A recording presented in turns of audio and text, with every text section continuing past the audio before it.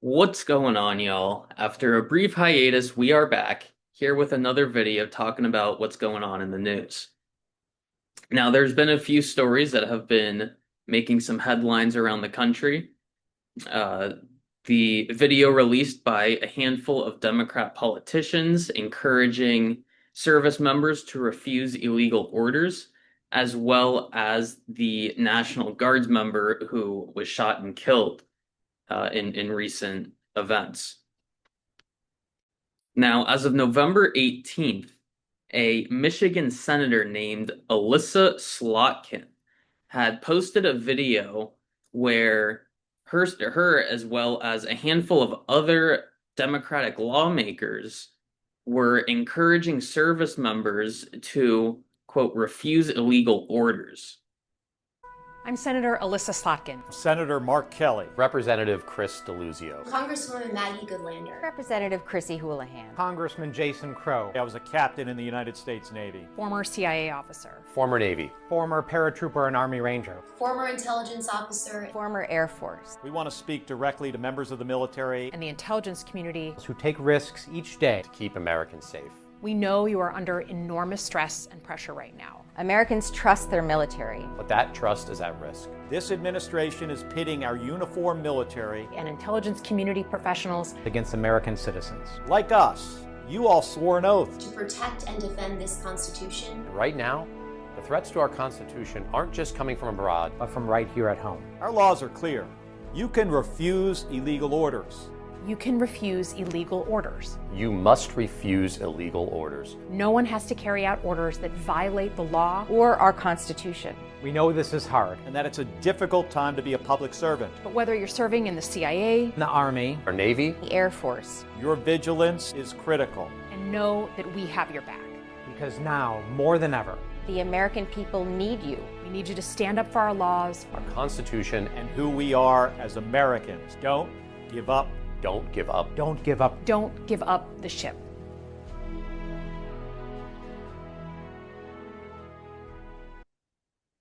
Now, why this could be troubling is that it could encourage people to um, have an opinion where it might not necessarily be obvious where that an opinion should be incorporated into carrying out certain duties on behalf of the country, meaning that it politicizes the actions carried out by the military, and that's in a lot of ways seen as one of the organizations that is not supposed to be incredibly political. It's supposed to be more so carrying out a certain set of duties as opposed to engaging in what the politics of the time. In this case, a huge emphasis has been placed, of course, on Donald Trump, and it seems as though these lawmakers are trying to get service members to only carry out their duty based on whether or not they may support Donald Trump, which is, of course, not the most effective direction for the military to head. And it could even suggest to Americans that the military is carrying out orders that are not within the framework of what they are allowed to do. Now, of course, in this video, at no point do any of these lawmakers actually say what it is that they're being directed to do that is illegal. It's a lot of word salad, so to speak. There's nothing that they give that's really concrete. They don't come out and say, hey, here's what we have a problem with, and here's what we don't want you to do. They're just saying, in general, to defy illegal orders, which, of course, is true that you have an obligation to refuse orders that violate law that are unconstitutional. Now, in this case, that's not how this comes off. This comes off purely political, based on whether or not you're in favor of Donald Trump. And Pete Hegseth even said that this is stage 4 Trump derangement syndrome. And really, it's just a bad look for the country. But it's no surprise coming from the Democrats. This is something they are known to do. Mike Johnson came out in support of at least the Republicans' perspective on things, saying that this video was inappropriate and even said it was dangerous. Rand Paul had not the best take on the situation after the Trump administration had some things to say about it. He went so far as to say that these people ought to be jailed, and that this is worthy of the death penalty, and all sorts of remarks. And Rand Paul, opposing what Trump had to say about the situation, said, quote, it stirs up people among us who may not be stable. Now, he was correct. It did stir people up who may not be stable. However, it wasn't the people he was talking about. It was the left-wing protesters, we'll call them protesters, who were stirred up within the situation. Because as of November 26th, we had a National Guards member who was shot and killed. There were 2 injured in the incident, and one of them ended up dying. Now, the person who carried out this action was an Afghan refugee who the United States brought into the country following the Biden administration's withdrawal from Afghanistan. If you remember, there's that famous image of a plane completely packed with all kinds of Afghanis who were fleeing to the United States. And at the time, the Democrats were very proud of bringing these people into the country. The press secretary of the Biden administration, at least at the time, Jen Psaki, said that these people have all been vetted. There's nothing to worry about. Alejandro Mayorkas, another director within the Biden administration, talked about how proud he was that the United States was able to bring these people in. Well, as it results, the people that were brought in ended up killing a National Guard member. So this was not something to be proud of by any stretch of the imagination. A security risk of some kind. What reassurances can you make about the screening process and the attempts to make sure that somebody like that doesn't make his or her way here? I can absolutely assure you that no one is coming into the United States of America who has not been through a thorough screening and background check process. You're referring to what we termed Operation Allies Welcome, a program that we are very proud of, that we instituted to provide refuge for individuals, many of whom... Will you be reviewing those they came in on parole? Will you be reviewing them on a case-by-case basis? We reviewed them on a case-by-case basis, and when those parole periods are subject to renewal, we will do so. It certainly is. Operation Allies Welcome, which we led in a coordinated effort across the government, is a great source of pride for us to bring to safety in the United States individuals who stood alongside our armed forces in Afghanistan. We support the Adjustment Act, and we are indeed looking at the period of parole, its upcoming expiration, and whether indeed that should be extended.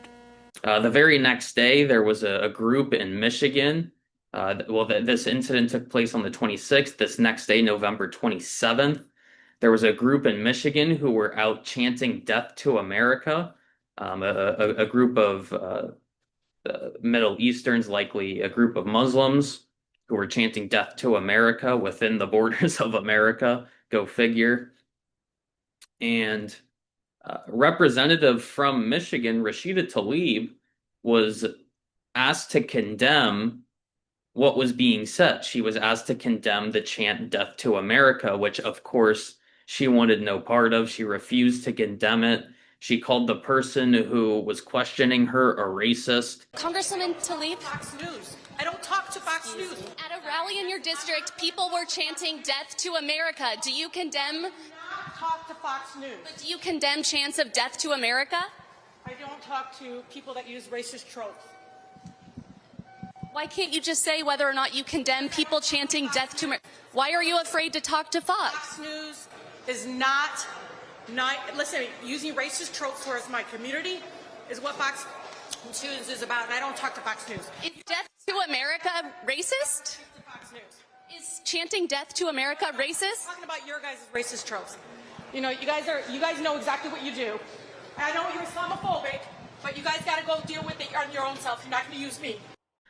So even within elected government, you're seeing people who are supporting this idea of tearing down the United States and dismantling what it is that's been built up. Well, so what is it that they see as the viable alternative? Oftentimes it's values that come out of third world countries, and in this case, values that come out of the Islamic faith. Well, so let's take a look into what the Muslim world looks like.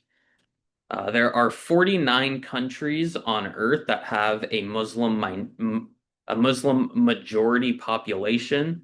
And 28 out of those 49 countries are third world countries, over 57%. So on average, your average Muslim on Earth lives in poverty. If you're familiar with Freedom House, a site that offers a score ranging from 0 to 100, depending on how free that country may be, taking into account like democracy, individual freedoms, all things considered. Typically the US ranges around 80 to 85. You've got some Scandinavian countries, some of the teardrop countries that typically score in the high 90s. Well, where does the average Muslim country rank? Well, they have an average score of 28. So now not only does your average Muslim live in poverty, they also live completely oppressed by their government. To dig deeper, the average IQ around the Muslim world, there were only 48 countries that had a score. Western Sahara had a freedom score, but they did not have a average IQ score. So this is out of 48 countries. The average IQ among Muslim majority countries is 78.5, which is considered deficient. Someone who scores below an 80 on IQ is seen as not able to have the skill to manage complex problem solving. So we're talking about, again, the average person lives in poverty, the average person lives completely oppressed by government, and the average person has about a 78 IQ. So someone who's not capable of complex problem solving. Furthermore, on average in the Muslim world, 35.5% of marriages are to blood relatives. So it's very standard in a Muslim country to engage in incest. And so now that we're down this rabbit hole, you can see that on average, a Muslim lives in poverty. On average, a Muslim lives completely oppressed by government. On average, maybe not on average because we're below the 50% threshold, about 1/3, slightly above 1/3 of Muslim countries. Let me rephrase that. About 35.5% of Muslim marriages are to a blood relative. And of course, because that is the case, you have an average IQ in the Muslim world of 78.5. So this is whatever is going on in the Muslim world, it's just something that the United States wants no part of. These people should not be encouraged to immigrate to this country, and the government should put up these barriers in place to make sure that they don't receive admission into the United States. And of course, this is what the Trump administration has been doing. He's been very successful in doing so. We've been able to reduce illegal immigration to just about zero. And even after this incident with the National Guards member that was shot and killed, we've even further strengthened our immigration policies, creating intense limitations on who's able to come here from the third world. And I think that's a good thing when you try and integrate a culture that encourages things like oppressive government, incest, uh, all things considered, the people who are used to living in completely impoverished conditions. And then now you have elected members in the United States Congress who are promoting alternatives to accepted Western philosophies, and seeing the replacement being this idea of Islam. But again, you look at the Islamic world and it's just something that nobody wants any part of. I mean, how could they possibly leave a country that has some of the worst possible living conditions, move to the United States, the most successful country in all of world history, and think, you know what? We need to do what's not working instead of reinforcing what is working. And so I can't understand it. I want no part of it. And I want no part of any politician that wants to run for office and promotes those sorts of ideals. With all that being said, we have found our way to the end of this week's episode. I certainly hope that you enjoyed hearing what I had to say. I know this one came out a little bit later than expected. I was away for holiday. However, this next week's episode should be up on time, where we've got some great stories to look at as well. And as always, I thank you for tuning in and listening to what I had to say. It was certainly a pleasure being able to talk to you. My name is Brett Cody Fornatoro. I will see you next week.